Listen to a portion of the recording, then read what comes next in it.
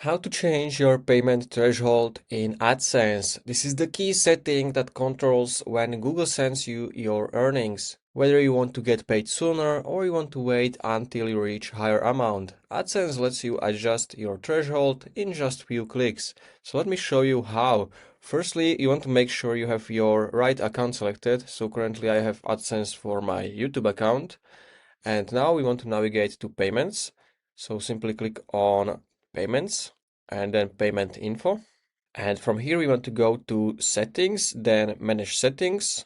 So click on manage settings. And from here we have payment schedule. So you can change this. So the minimum amount is 70 euros or $100 per month.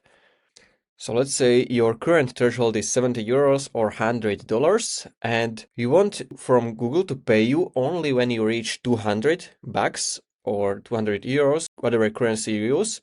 So you just have to click on this pencil next to it, and you can simply change it to 200. And there is also option to schedule my payout, so max 1 year. So you can basically select a date for your payout, but this is optional, so you don't have to use this. And then you click save. And now after that, your payment schedule will be set to 200 threshold, right?